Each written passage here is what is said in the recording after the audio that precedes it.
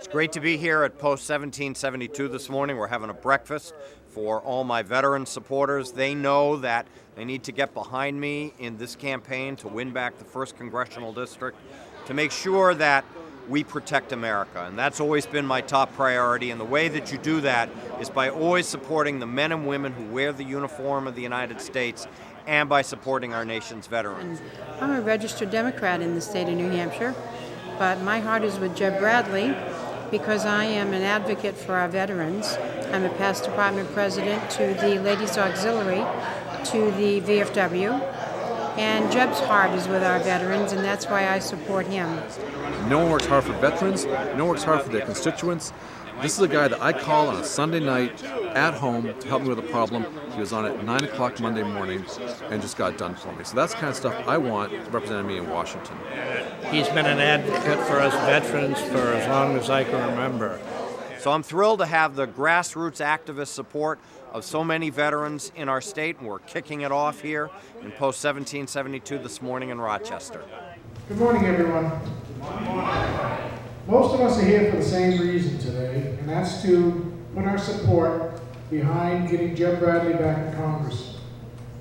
We know we need him there. We know he's a friend of the veterans. We know he's looking out for our best interests. We know that we need to work hard. And I, for one, will do everything I can to help him get reelected. And I say reelected because I don't consider him former, just not in office right now. So without further ado, I'll introduce Jeb to you now. Thank you.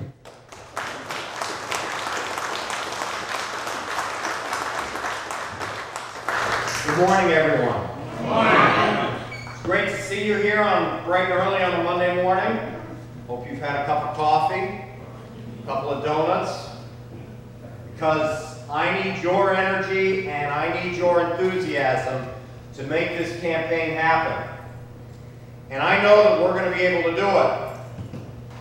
And with your help, we will bring back to Congress something that not only supports New Hampshire values of low taxes, of limited government, of less spending, a line item veto, of border security, of lower cost health care, not a national run health care system, but most importantly, we'll bring back to Washington somebody that knows what it takes to protect America.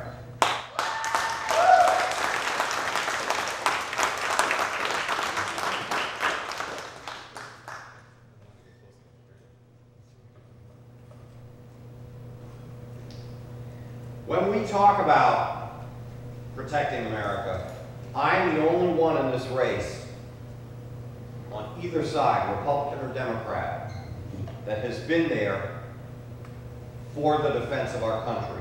Whether it's making sure that we have a system in place to monitor foreign terrorists in foreign countries, I've supported that. Whether it's making sure that we have a system in place that, given the threats that our nation faces from rogue states with the possibility of nuclear weapons, I'm the only one in this race who has voted for missile defense. Whether it is supporting our troops in harm's way with the resources they need, their pay, their benefits, their body armor, new armored vehicles, I'm the only one again in this race who has done that consistently. I make no apologies for the fact that I've supported our troops 100% of the time, and if you give me the honor of going back to Washington, that's precisely what I will do again.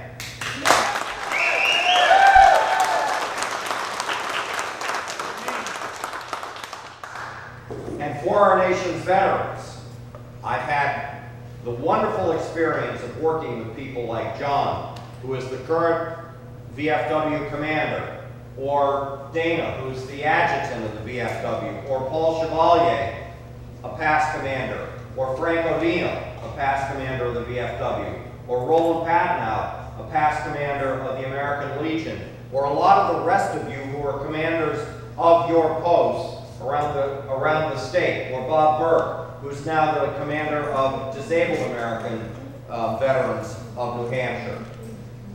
I would not be here today without the support of all of you, and I've had as you know, the honor and the pleasure of working with all of you.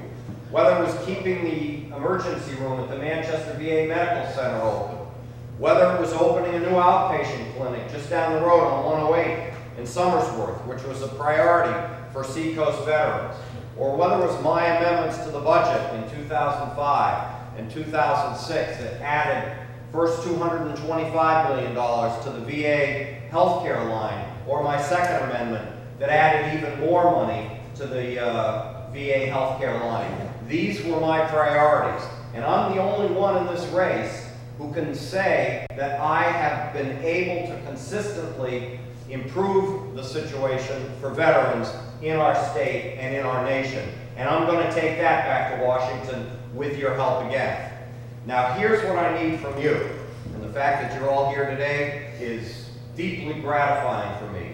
We need a lot of volunteers who are going to do all the things that a campaign needs on its grassroots level.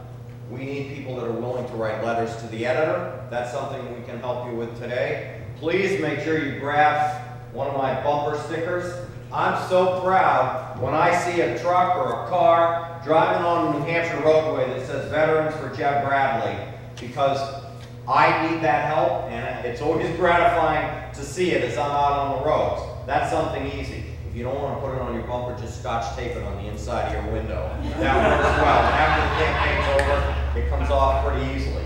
We need sign locations everywhere across the 1st Congressional District.